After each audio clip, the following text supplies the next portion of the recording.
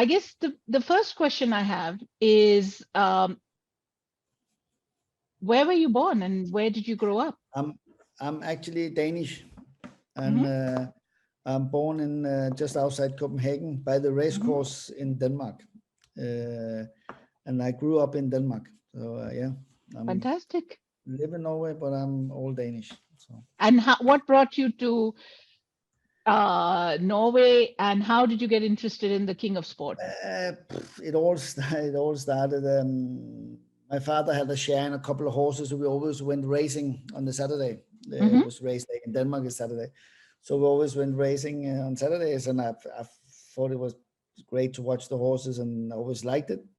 And I got an older sister that became an apprentice while I was a bit younger, Fantastic. and so I, I was around the stable, and when I got a little bit older, I started leading up horses to the races. I rode a little bit, but I went to school, and I graduated from high school, and went on to college, and then I had to serve my time in the army, and I got in the military, but I was it's like a what do you call it, a riding military.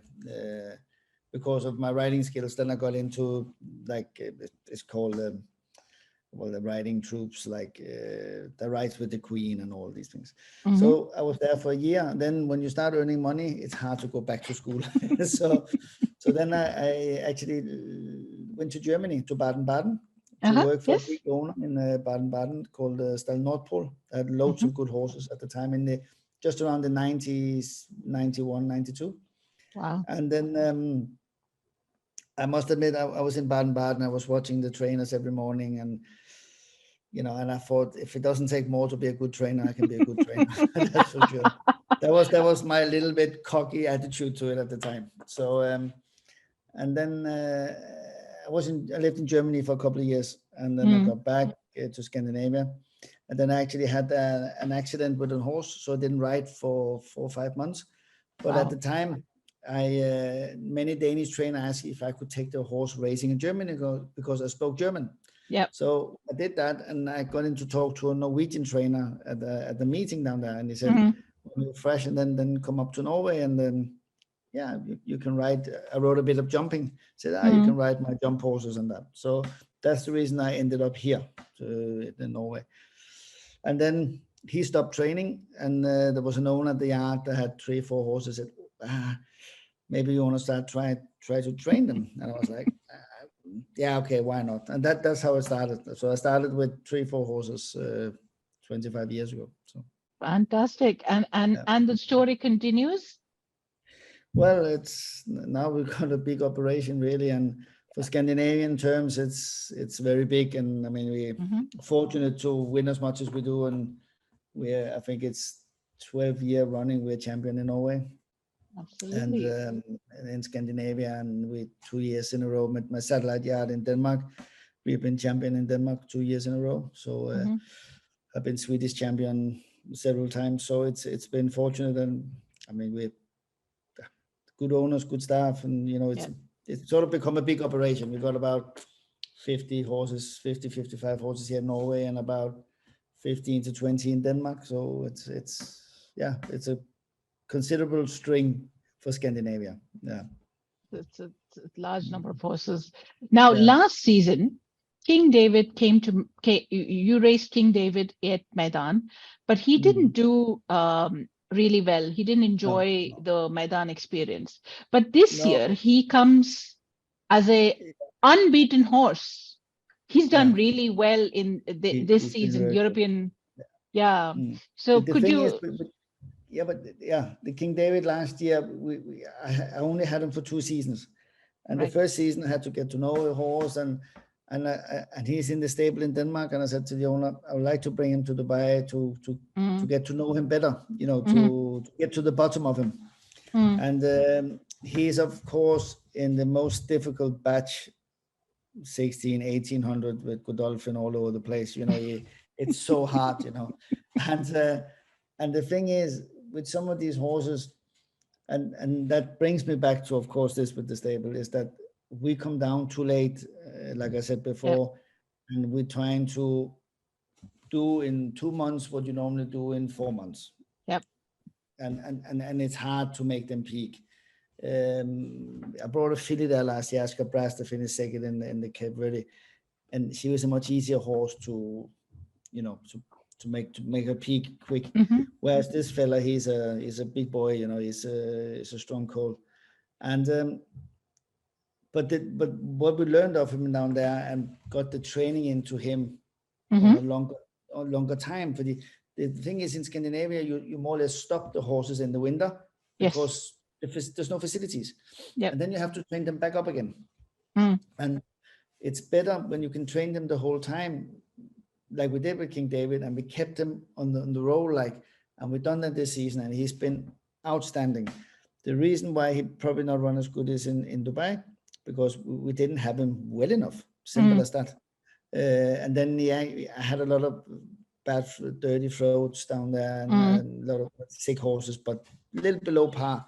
But still saying that he wasn't well enough. Right. Now he's had his time back home here. He's had only 4 runs in Scandinavia. He's won them all, and he's getting old. He's enjoying his game when you give him time. Yeah. And we worked him last week, and it's probably one of the best work I've ever seen of him. So it's I mean, obviously he's in the deep end, but it's fun to try. And what about Bahrain? How does he fit into the Bahrain journey? I mean, when we traveled to Dubai with him, he came down fresh and well and happy. So he seems like a very good traveler. And obviously he's driving to Luxembourg and he's flying from Luxembourg to Bahrain. So it's a sort of a nice route, really. I think he will swing around quite quick. He did that when we took him to Dubai. The race itself is, of course, a tough race. Some good horses, and he's in the bottom part, of course. But the handicapper in Bahrain probably checked with the handicapper in Scandinavian and find him good enough to go, because it's not. I mean, it costs a lot of money. So I guess they bring him in because they believe he's okay for the race. And I think the surface will suit him, and the profile of the track could suit him very well. So I'm very interested. I'm looking forward to come down and see the track, because he's a smart horse and he runs a little bit off the pace, and he's a good 9 furlong horse. And after what people told me about the place, it seems like it could fit him. Then we see how good he is, but it will fit him. And then for him to run at his best, it has to fit him. Absolutely. He needs to be at his best before he can get there. What are your plans after Bahrain? Good question. I have actually entered a few horses to the series in Bahrain, in the handicap series. Dubai is 16th of November is the deadline to apply there. But it's different kind of horses, because very nice handicapped horses, which we have entered to Bahrain. So we see. And Dubai, I like, of course, with my best horses, like Oscar Brass again, and got lovely string of 2-year-olds, really nice 2-year-olds, turning 3, really nice horses. I would love to bring. And then Could Be King he hasn't lost a race in Scandinavia this year. He got beat in Germany, but otherwise he hasn't been beaten in Scandinavia at all. So it's been like King David, just as good. So, but still, Dubai is difficult because Godolphin targeted so big as they do, and that makes it so difficult. So challenging for the rest. But it's there, and it sounds like you're not going to move King David from Bahrain to Dubai, but instead bring in more fresh horses. Yeah, and then I might bring him to Dubai, but the thing is, I don't want to leave him, because then you got the quarantine rules. Because he's outside EU more than 90 days, then he has to do 1 month quarantine. So I'll bring him back home, and maybe he'll go out again together with another horse I have down there. I have a very, very talented 2-year-old called Slava Ukraini, which one of the part owner lives in Kiev in Ukraine. So that's a little bit special, and you have the Ukrainian colors and everything. So he might be going out. He's a very talented 2-year-old. He's had a couple of runs and he's very good.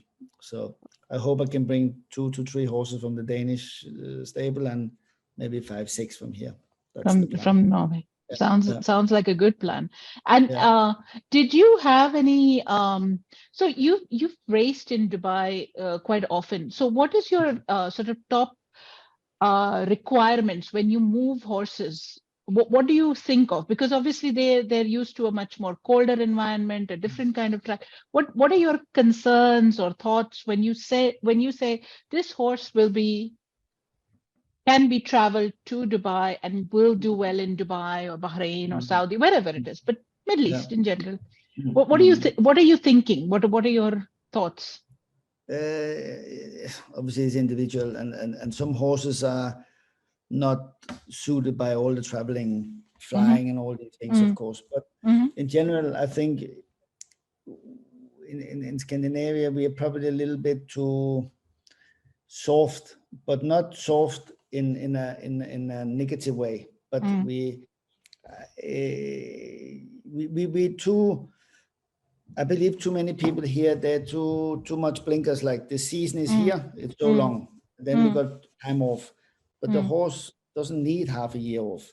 And I think the benefit when you travel with them and you bring them away for the winter, you keep training them, you keep them, at a certain level. It's easier over a long spectrum of time to adjust your horse into certain races to peak a form, or in that sense, whereas you break it down and you have to build it up again. It takes more out of the horse. So I guess traveling wise, weather wise, I'm not too worried, because it's a matter of looking after the horses. And, if you come into a warmer climate, that's often more difficult than come to a cold climate. I found it sometimes harder to go to Dubai than come home from Dubai. Yeah, it's easier to come home here. Yeah, I find it easier. It's fresher air here. I believe there's a bit more bacteria, in all that catches any virus or whatever in Dubai easier. Throat problem, there's a different air in Dubai or in the Middle East, more thick. Here we got very clean air. So that's probably one of the things. Is you have a problem horse that could have a bit of problem like muscles and this, it's I'm a bit worried. But in general, I think it's tough enough the horses. I love to bring the 2-year-olds down and get a bit of hair on the chest, like so, no, I like that. And then and the recipe has worked out for years for me here to go back here and we win everything here. So, but of course, it like I said before, you come to a point where we've done it so many times. Now it'd be fun to do something else. It'd be nice to take it to another level, another step, another direction. And that's what the last few years I've been a little bit looking at possibilities. And now the COVID, of course, ruined a lot, but looking at different ways of, like, say, get a leg, get a something, a fundament somewhere else in preferably in the Middle East. In the Middle East. Now, what about King David's owners? And your other owners, will they be coming down to watch the horses? In this case, I'm doubtful if she comes. She's I wouldn't say she's an old lady, but she's up in the years, and I know she's having a hip operation on the 15th November, so I don't think she will come. But we'll see. But she was going to try to postpone the operation. But, but I don't think so. I don't know yet. It's too close. 18th is the race and 15th is her operation. It's very tight. But the only thing is, if you can get the operation the week after, then she might. But I don't know. It's a long trip for her as well. So. True. Now, last question. You won many races. Now, what's a race that you think was, the best race that you've ever won? And what's a race that you really want to win? I mean, we won. I mean, I won 14 derbies, and of course, every one of them got a special thing. I mean, I got squared in, came back after a long time off and won the Group 3 straight out here, which was fantastic. I mean, the win we had in Dubai was great, but it's hard to place them like that. But obviously, I know the story behind the horses, and some of the stories sometimes makes the story more important to me. Like Square de Lin, he's a very, very difficult horse to train, and when he runs, he almost always wins. And this year I had probably had sinus this year, so he has not run this year. He had sinus. So, but this, and then we had good old horse called Bankerburden, was the most earning money winner here in Scandinavia. So we had many. It's hard to say one. It's very hard. We had one race, like I say, the big race here in Norway, so Group 3 called the Madsveos, and we won it with Square de Lin, second with Kick On, third with King David. We were 1, 2, 3 2 years ago, and I mean that's probably some achievement, I think.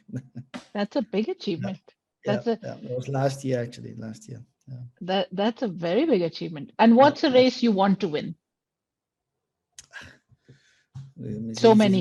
In the Dubai World Cup or something, of course, but we probably don't have the horses for it. But no, but I mean, to win, I mean, for me, I'm a bit of an explorer, and I like the adventures and that, and obviously to win a big race in the Middle East in some way would probably maybe justify my seek of trying to do something. But absolutely.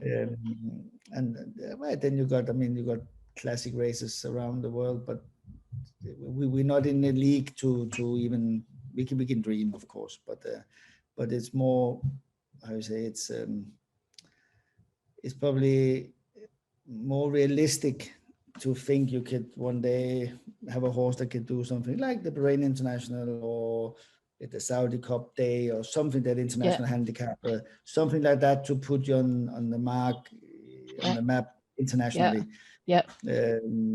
Without being smart or anything. We won so much here. We got nothing more to show.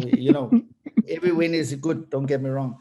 Yeah. But now you're probably pointing your view a little bit different direction. Yeah. So I guess something like that. It's difficult to say. And don't forget, every winner is a good winner. So every winner is a good winner. It's difficult enough to get them.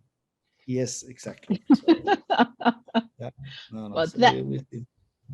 thank you so much for joining us on the Etihad Cargo Connection.